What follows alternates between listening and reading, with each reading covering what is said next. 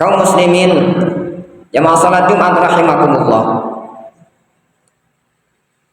Pada khutbah kita kali ini, khatib mengawali dengan sebuah kisah yang diceritakan oleh Abu Bakar bin Abdullah Al-Muzani.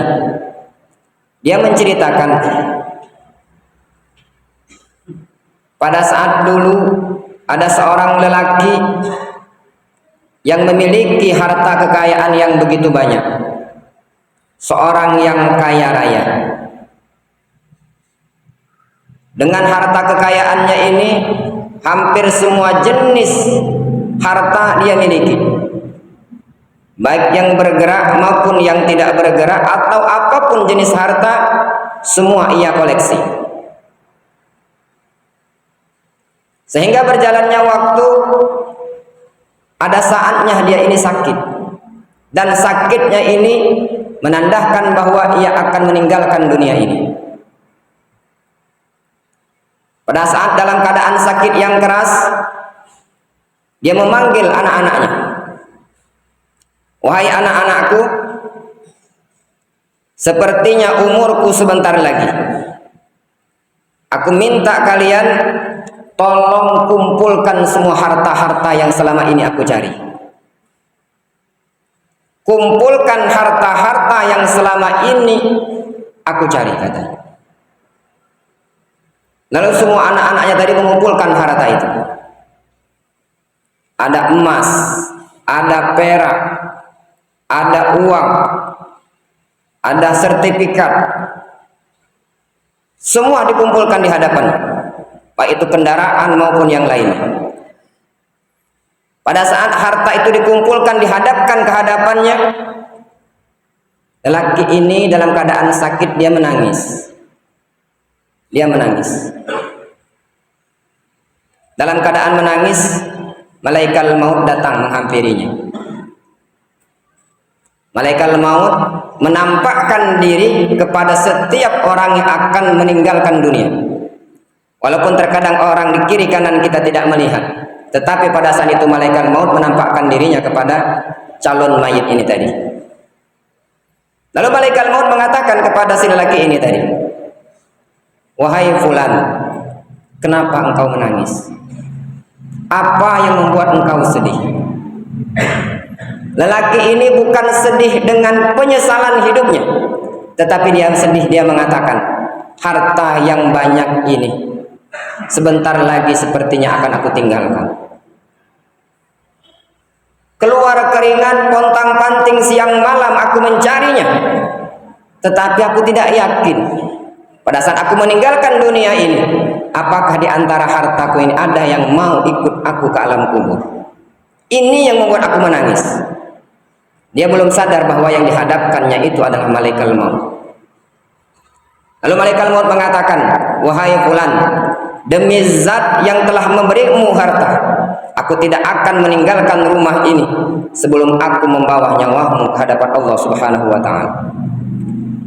Setelah dia sadar bahwa yang dihadapannya itu adalah malaikat maut, dan bahwa pada saat itu ajalnya sudah tiba, dia mengatakan kepada malaikat maut, wahai malakul maut, tolong ditunda. Tolong ditunda, karena aku ingin melakukan kebaikan dengan harta yang aku miliki.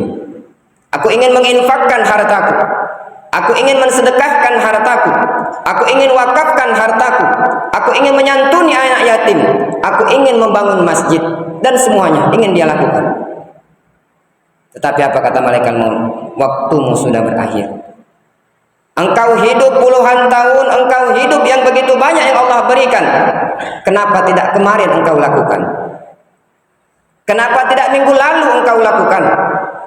Kenapa tidak bulan lalu engkau lakukan? Kenapa tidak tahun-tahun lalu engkau lakukan kebaikan itu? Dalam keadaan semacam itu, nyawanya dicabut oleh malaikat maut. Hadirin jamaah Jumat rahimakumullah.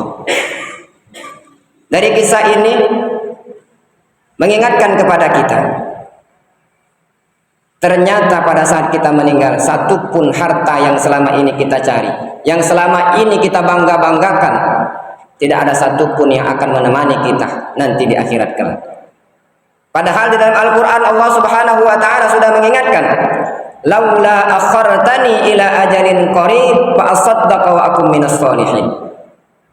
Semua calon mayit itu dan semua kita ini, pada saat kita hendak menghadapi ajal kita, menghadap sakaratul maut, semua kita mengatakan kepada Allah, laula akhartani ila ajalin qarib fa asaddaqa wa akum minas sholihin.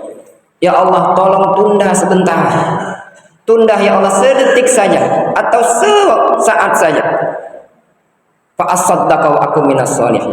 Aku akan bersedekah, aku akan menginfakkan harta yang aku miliki dan aku termasuk orang-orang yang saleh.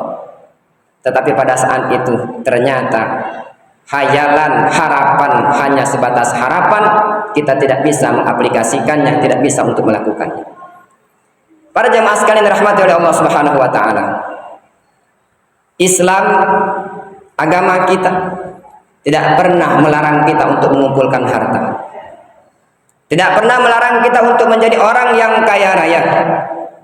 Tidak pernah melarang kita untuk menjadi orang yang memiliki pangkat, memiliki pengaruh.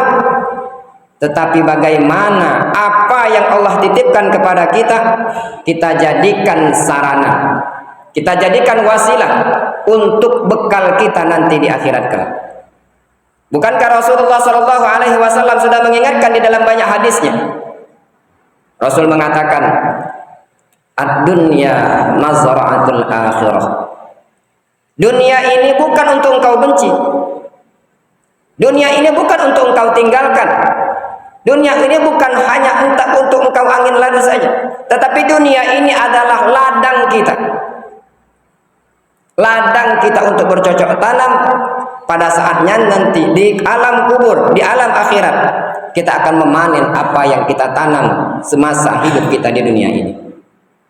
Jika kebaikan yang kita lakukan, harta yang Allah titipkan kepada kita, kita gunakan harta itu di jalan Allah, maka itu akan menjadi penyelamat kita nanti di alam kubur dan di alam barzakh.